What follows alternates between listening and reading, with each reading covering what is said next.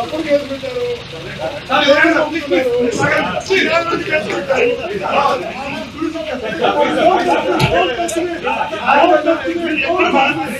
అప్పుడు కేసు పెట్టారు.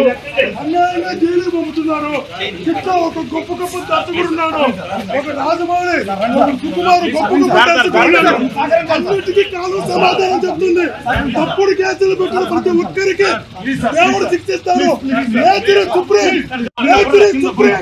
తప్పుడు కేసులు పెట్టారు. అన్యాయంగా తప్పుడు కేసులు పెట్టారు. గొప్ప గొప్ప నటులంతా ఉన్నారు అక్కడ. గొప్ప గొప్ప భగవంతుడితో చెప్తున్నా, తప్పుడు కేసు పెట్టి జైలు పంపుతున్నారు. తప్పుడు కేసుకి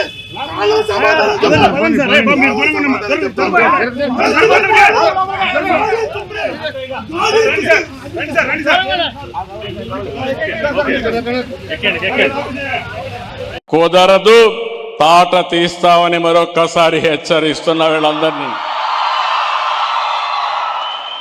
ఆడబిడ్డల్ని గొడవ చేస్తాం, వేధిస్తాం, లేకపోతే అత్యాచారాలు చేస్తాం, కానీ మమ్మల్ని అడగద్దంటే ఒకటే హామీ ఇస్తున్నా, అదే అలాంటి వారికి చివరి రోజు అవుతుందని మరొక్కసారి హెచ్చరిస్తున్నా. తమాషా అనుకోవద్దండి. ఒకప్పుడు లేనప్పుడే చూపించా, టెక్నాలజీ లేనప్పుడే చూపించా. ఇప్పుడు పగడ్బందీగా టెక్నికల్ ఎవిడెన్స్ అంతా పెట్టి ఎవడైనా తప్పు చేసి తిరిగి తప్పు చేసి ఆలోచన లేకుండా ఏం చేయాలో చేసి చూపిస్తుంది ఈ ప్రభుత్వాన్ని మరొక్కసారి మీ అందరికీ తెలియజేస్తున్నా.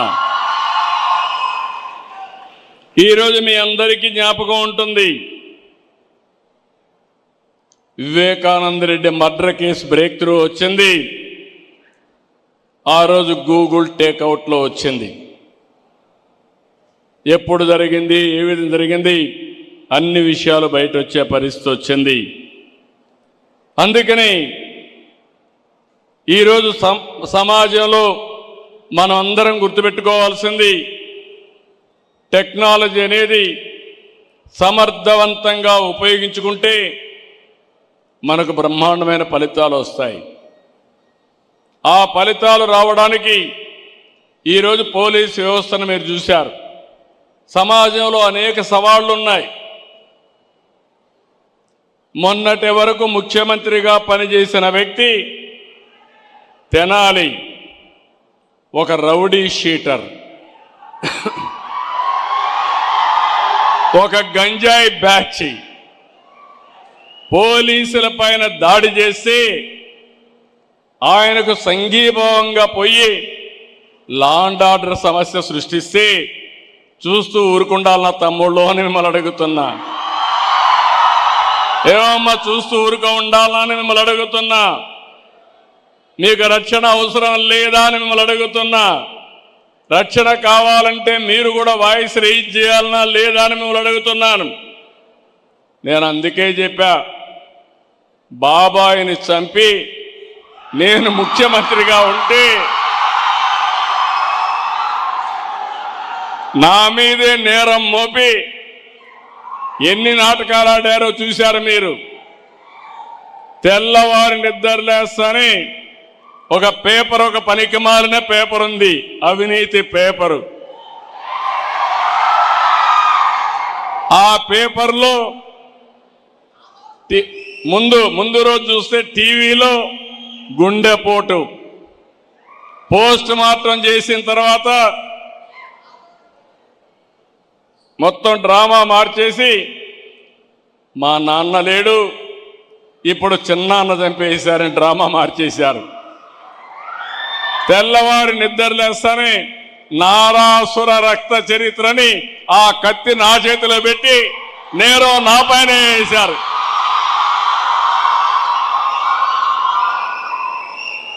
మా పోలీసులు అప్పట్లో ఏమారిపోయారు, సమాధానం చెప్పలేకపోయాం. ఒక్క విషయం మిమ్మల్ని అడుగుతున్నా, ఆ రోజుగానే నేను నేరస్తుల్ని అరెస్ట్ చేసుంటే మళ్ళీ ఎవడన్నా అలాంటి నేరం చేస్తాడా అని మిమ్మల్ని అడుగుతున్నా. చేస్తాడా తమ్ముళ్ళు? అంత దారుణంగా గొడ్డలితో మనిషిని చంపచ్చు, కానీ చంపచ్చు అని అనడం లేదు. ఆ గొడ్డలితో నరికిన విధానం, రూమ్ అంతా కూడా రక్తం పడిపోయి బాత్రూమ్ వరకు లాక్కెళ్ళి ఘోరాతి ఘోరంగా మర్డర్ చేసిన వ్యక్తి రాజకీయాలకు అర్హులా తమ్ముళ్ళో అని మిమ్మల్ని అడుగుతున్నా. అలాంటి వాళ్ళ వల్ల ఈ రాష్ట్రానికి లాభం ఉంటుందా అని మిమ్మల్ని అడుగుతున్నా. నిన్న మొన్న ఇంకా చాలా ఉన్నాయి, అన్ని చెప్తే నేను కోర్టులో కూడా ఉన్నాయి. కాబట్టి నేను ఇప్పుడు ఒకటే నిర్ణయించుకున్నా, ఎవడైనా సరే పోలీసులకు కూడా విజ్ఞప్తి చేస్తున్నా, కొత్త తరం రాజకీయం వచ్చింది. ఒకప్పుడు రౌడీ అంటే రౌడీ పక్కన నిలబడుకోవాలంటే రాజకీయ నాయకులు సిగ్గుపడిపోయేవాళ్ళు. ఇప్పుడు రౌడీలే రాజకీయాల్లోకి వచ్చేసి రాజకీయ ముసుగులో నేరాలు ఘోరాలు చేస్తా ఉంటే పోలీసు వ్యవస్థ ముసుగు తీసి నేరస్తులుగా చూడకపోతే మీరు లా అండ్ ఆర్డర్ కంట్రోల్ చేయలేరని చెప్పి కూడా నేను మీకు తెలియజేస్తున్నా. ఎవరైనా సరే ప్రజాహితం కోసం మనందరం ఒకటే ఆలోచించాలి.